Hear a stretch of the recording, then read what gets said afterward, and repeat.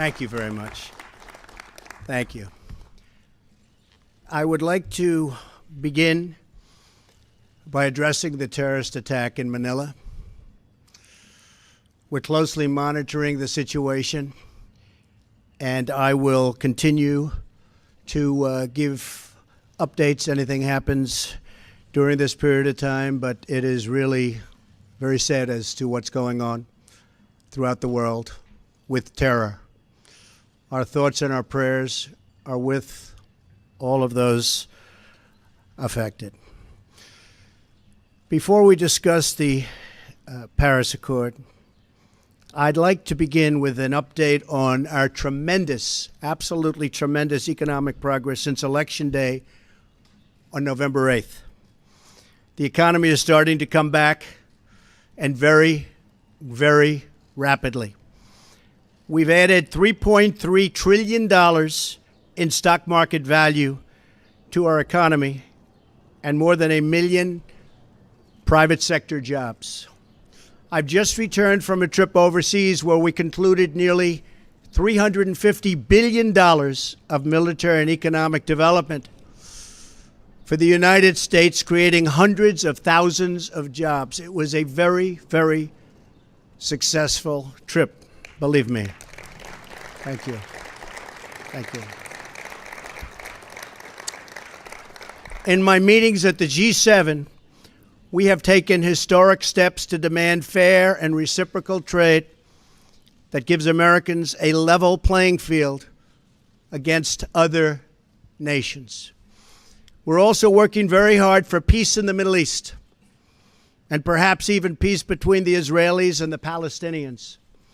Our attacks on terrorism are greatly stepped up, and you see that.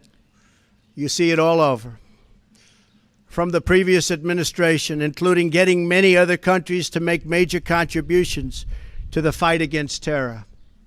Big, big contributions are being made by countries that weren't doing so much in the form of contribution.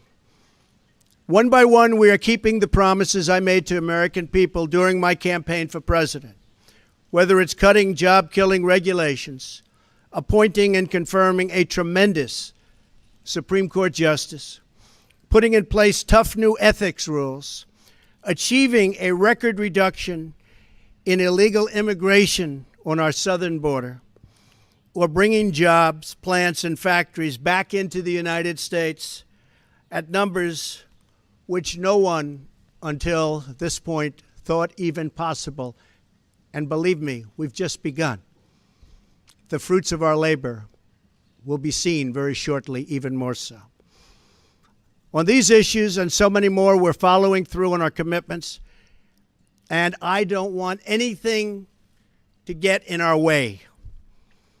I am fighting every day for the great people of this country. Therefore, in order to fulfill my solemn duty to protect America and its citizens, the United States will withdraw from the Paris Climate Accord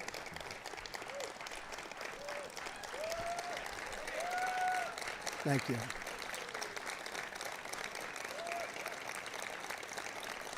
Thank you. But begin negotiations to re-enter either the Paris Accord or in really entirely new transaction on terms that are fair to the United States, its businesses, its workers, its people, its taxpayers. So we're getting out, but we will start to negotiate, and we will see if we can make a deal that's fair. And if we can, that's great. And if we can't, that's fine.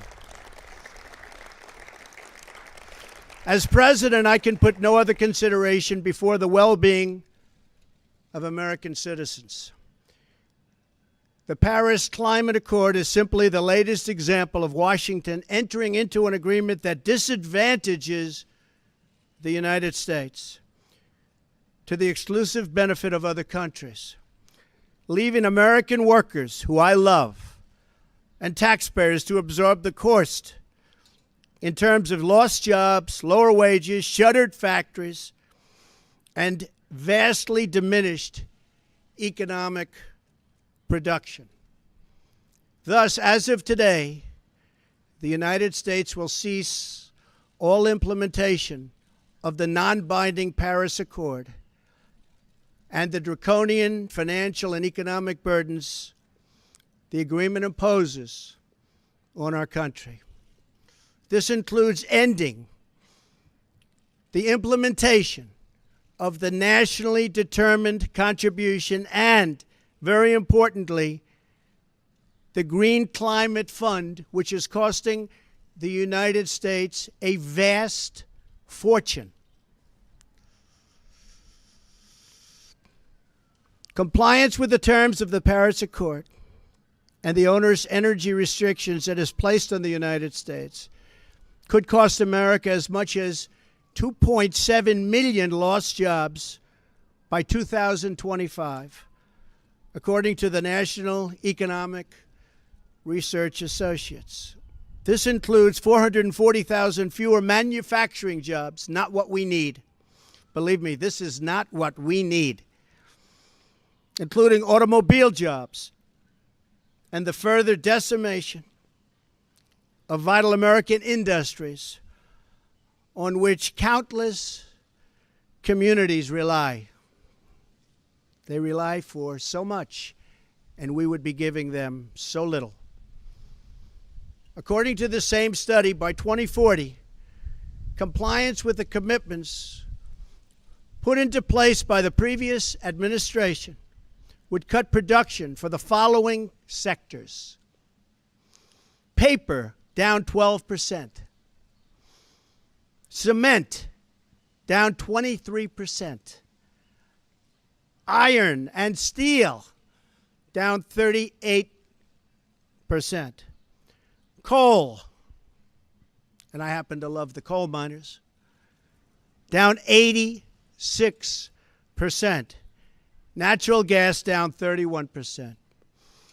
The cost to the economy at this time would be close to $3 trillion in lost GDP and 6.5 million industrial jobs, while households would have $7,000 less income, and in many cases, much worse than that. Not only does this deal subject our citizens to harsh economic restrictions, it fails to live up to our environmental ideals. As someone who cares deeply about the environment, which I do, I cannot in good conscience support a deal that punishes the United States, which is what it does. The world's leader in environmental protection, while imposing no meaningful obligations on the world's leading polluters. For example, under the agreement, China will be able to increase these emissions by a staggering number of years, 13. They can do whatever they want for 13 years, not us. India makes its participation contingent on receiving billions and billions and billions of dollars in foreign aid from developed countries. There are many other examples, but the bottom line is that the Paris Accord is very unfair at the highest level to the United States.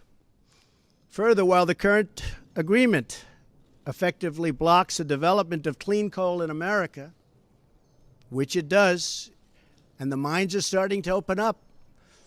We're having a big opening in 2 weeks.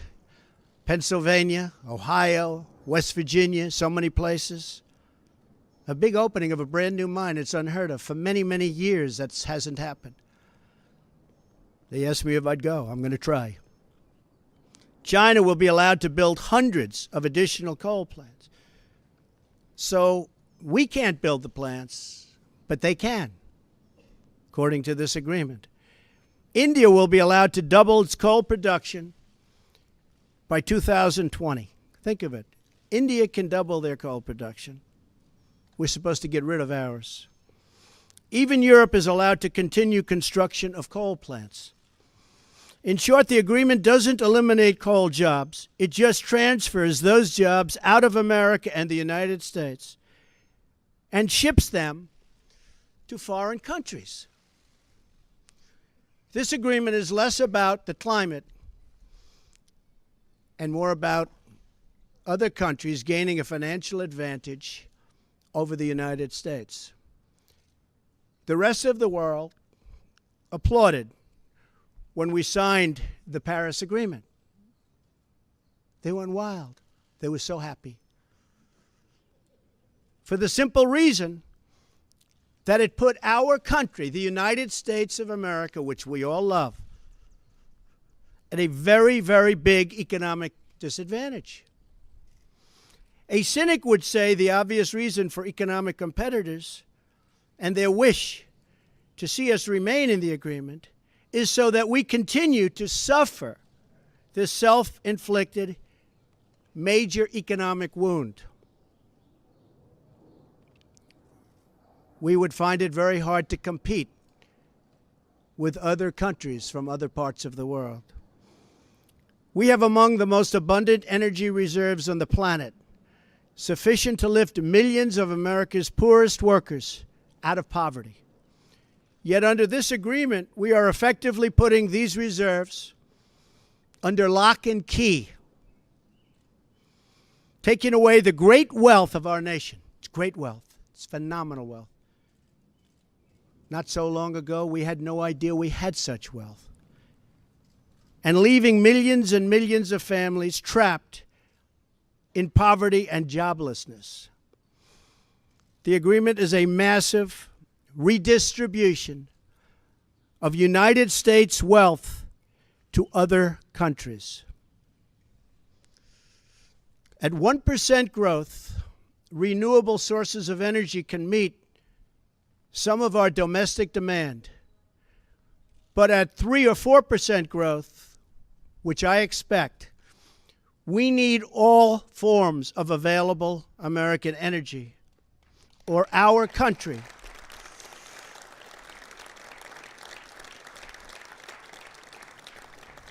will be at grave risk of brownouts and blackouts. Our businesses will come to a halt in many cases, and the American family will suffer the consequences in the form of lost jobs and a very diminished quality of life. Even if the Paris Agreement were implemented in full, with total compliance from all nations, it is estimated it would only produce a 0.2 of 1 degree. Think of that. This much Celsius reduction in global temperature by the year 2100. Tiny, tiny amount.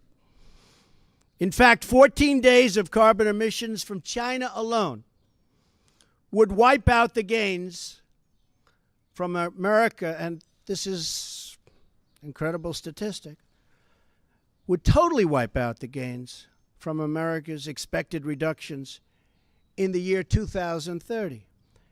After we have had to spend billions and billions of dollars, lost jobs, closed factories, and suffered much higher energy costs for our businesses and for our homes. As the Wall Street Journal wrote this morning, the reality is that withdrawing is in America's economic interest and won't matter much to the climate. The United States under the Trump administration will continue to be the cleanest and most environmentally friendly country on earth. We'll be the cleanest. We're going to have the cleanest air. We're going to have the cleanest water.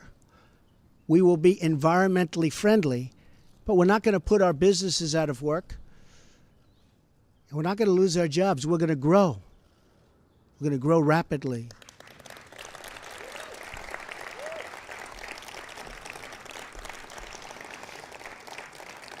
And I think you just read, it just came out minutes ago, the small business report.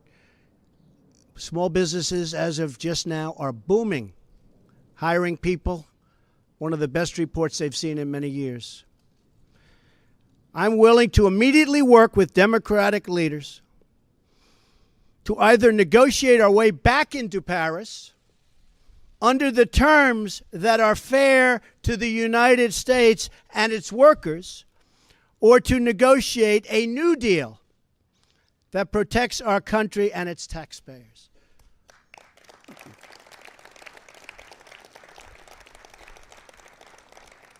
So if the obstructionists want to get together with me, let's make them non-obstructionists. We will all sit down and we will get back into the deal and we'll make it good, and we won't be closing up our factories and we won't be losing our jobs, and we'll sit down with the Democrats and all of the people that represent either the Paris Accord or something that we can do that's much better than the Paris Accord. And I think the people of our country will be thrilled, and I think then the people of the world will be thrilled. But until we do that, we're out of the agreement. I will work to ensure that America remains the world's leader on environmental issues, but under a framework that is fair and where the burdens and responsibilities are equally shared among the many nations all around the world. No responsible leader can put the workers and the people of their country at this debilitating and tremendous disadvantage. The fact that the Paris deal hamstrings the United States while empowering some of the world's top polluting countries should dispel any doubt as to the real reason why foreign lobbyists wish to keep our magnificent country tied up and bound down by this agreement. It's to give their country an economic edge over the United States. That's not going to happen while I'm president. I'm sorry.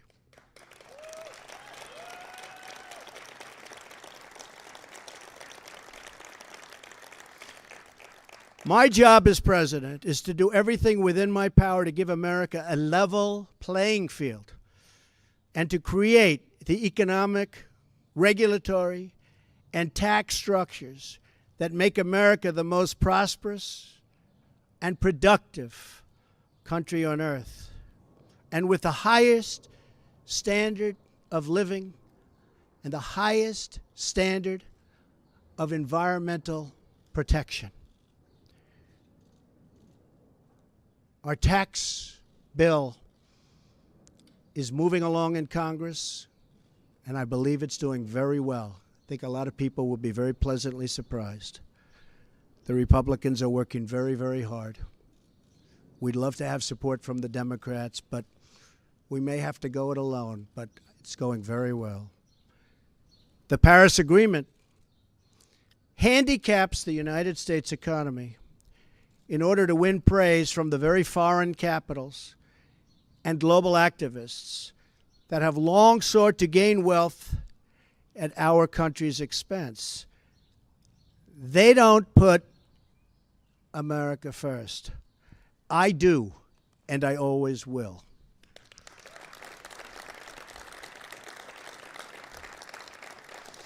The same nations asking us to stay in the agreement are the countries that have collectively cost America trillions of dollars through tough trade practices, and in many cases, lax contributions to our critical military alliance.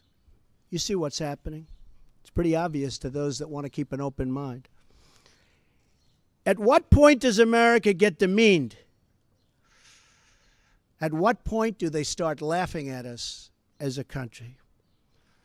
We want fair treatment for its citizens, and we want fair treatment for our taxpayers.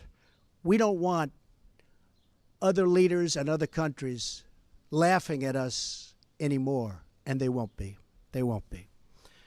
I was elected to represent the citizens of Pittsburgh, not Paris.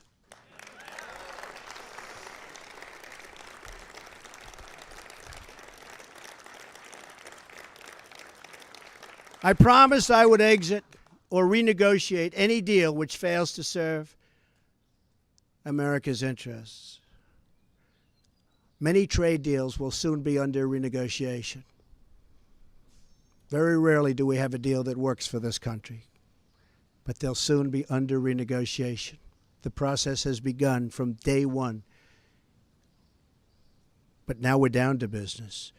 Beyond the severe energy restrictions inflicted by the Paris Accord, it includes yet another scheme to redistribute wealth out of the United States through the so-called Green Climate Fund, nice name, which calls for developed countries to send $100 billion to developing countries, all on top of America's existing and massive foreign aid payments.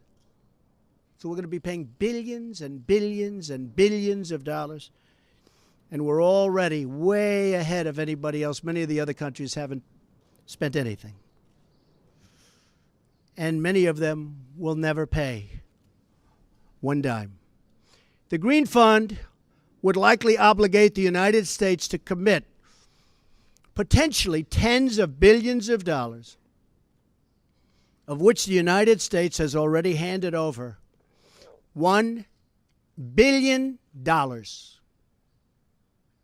Nobody else is even close. Most of them haven't even paid anything, including funds raided out of America's budget for the war against terrorism. That's where they came. Believe me, they didn't come from me. They came just before I came into office. Not good. And not good the way they took the money. In 2015, the United Nations, departing top climate officials, reportedly described the $100 billion per year as peanuts, and stated that the $100 billion is the tail that wags the dog. In 2015, the Green Climate Fund's executive director reportedly stated that estimated funding needed would increase to $450 billion per year after 2020, and nobody even knows where the money is going to. Nobody's been able to say, where is it going to? Of course, the world's top polluters have no affirmative obligations under the Green Fund, which we terminate.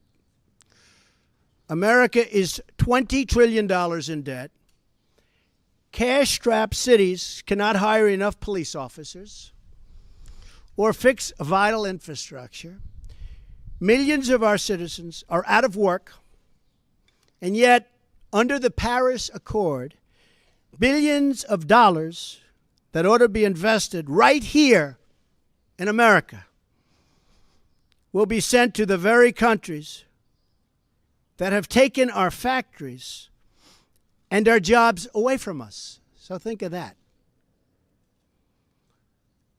There are serious legal and constitutional issues as well.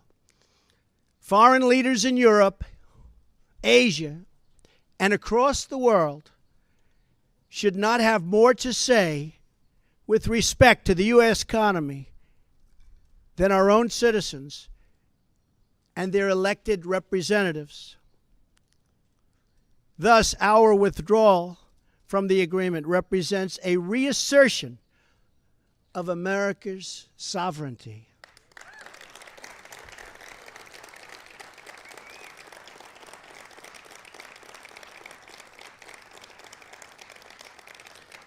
Our Constitution is unique among all nations of the world, and it is my highest obligation and greatest honor to protect it, and I will. Staying in the agreement could also pose serious obstacles for the United States as we begin the process of unlocking the restrictions on America's abundant energy reserves, which we have started very strongly. It would once have been unthinkable that an international agreement could prevent the United States from conducting its own domestic economic affairs. But this is the new reality we face if we do not leave the agreement or if we do not negotiate a far better deal. The risks grow as historically these agreements only tend to become more and more ambitious over time. In other words, the Paris framework is just a starting point, as bad as it is, not an end point. And exiting the agreement protects the United States from future intrusions on the United States' sovereignty and massive future legal liability. Believe me, we have massive legal liability if we stay in. As president, I have one obligation, and that obligation is to the American people. The Paris Accord would undermine our economy, hamstring our workers, weaken our sovereignty, impose unacceptable legal risk, and put us at a permanent disadvantage to the other countries of the world. It is time to exit the Paris Accord.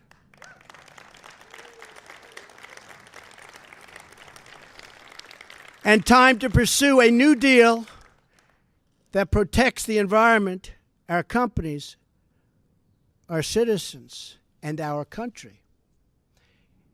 It is time to put Youngstown, Ohio, Detroit, Michigan, and Pittsburgh, Pennsylvania, along with many, many other locations within our great country, before Paris, France. It is time to make America great again. Thank you. Thank you. Thank you very much.